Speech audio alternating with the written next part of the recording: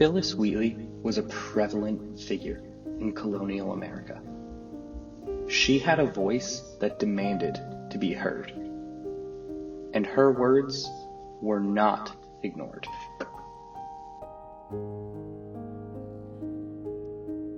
Phillis Wheatley's poetry brought an understanding to the people of the New World that African heritage could coexist with their religious beliefs, and those of African descent had more to offer than a means of free labor, thus contributing to the evolving rhetoric on freedom and cultural identity.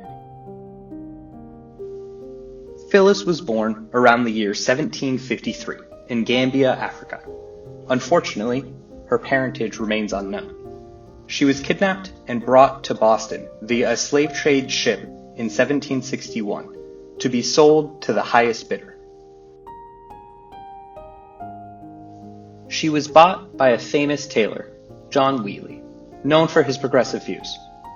He bought Phillis as a companion for his wife, Susanna Wheatley, to work as a domestic servant. They named her after the ship that brought her to the Boston harbor, the Phillis. Unlike most slaves, Phillis was fortunate, as Susanna was sympathetic toward her.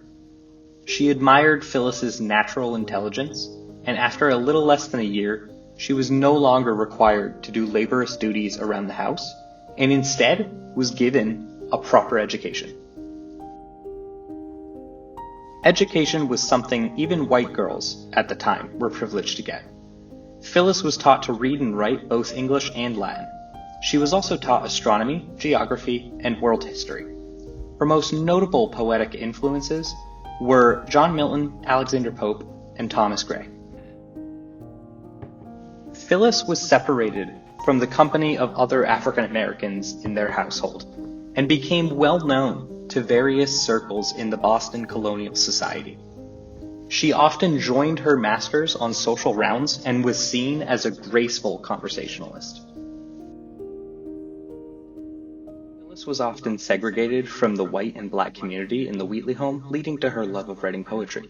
She mostly wrote poems with religious context, given the influences she had, most notably Reverend George Whitefield. By the age of 13, she had her first work published in Rhode Island's Newport Mercury newspaper, 1767. Unfortunately, she was unable to get a book of her poems published due to the obvious stigma surrounding black authors. Her poem, On the Death of the Reverend Mr. George Whitefield, 1770, was read and celebrated across the colonies, especially Whitefield's home of England. She then traveled to London with Nathaniel Wheatley, where she continued to grow in popularity. While there, she published her poetic eulogy. However, she had to leave London in the midst of her growing popularity due to her mistress's declining health.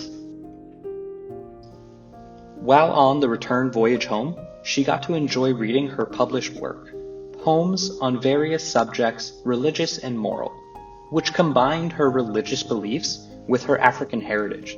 Phillis Wheatley was officially the first published black woman in our world's history. On being brought from Africa to America by Phillis Wheatley. 'Twas mercy brought me from my pagan land, taught my benighted soul to understand that there's a God and there's a Savior too. Once I redemption neither sought nor knew.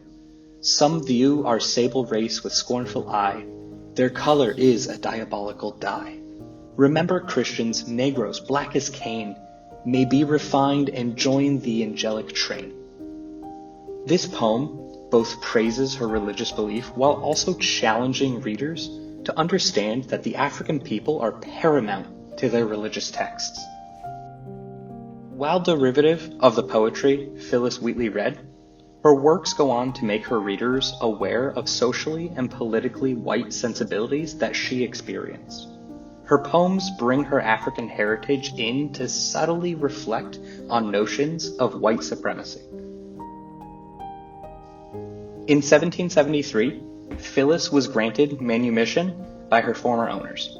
Susanna Wheatley passed shortly after this in 1774. In that same year, Phillis sent a letter to Reverend Samson Occam comparing American slavery to that of pagan Egypt. In her letter written to Samson Occam, she says, "In every human breast, God has implanted a principle, which we call love of freedom. It is impatient of oppression and pants deliverance." This statement challenges the idea that Wheatley didn't care for the fate of her enslaved brothers and sisters. Instead, she proclaims that her people will endure the trials and tribulations forced upon them until deliverance come and save them from their enslavement. In 1776, Phillis wrote a letter to George Washington with a new poem, which he praised in a letter written back to her. "I thank you most sincerely for your polite notice of me in the elegant lines you enclosed. The style and manner exhibit a striking proof of your great poetical talents." While Phillis's poems changed the world's outlook in so many ways, it remained a dangerous place for freed slaves and any person of color. Due to Phillis's being coddled by Susanna, she struggled to provide for her and her family after her owners' deaths. She lost 2 infant children due to poverty and disease. Phillis advertised a new book of poetry, but her subscribers failed to respond. 5 years later, in 1784, Phillis and her third child succumbed to illness together and were buried in an unmarked grave. Her second book of poetry went unpublished, and many of her works remain lost to this day.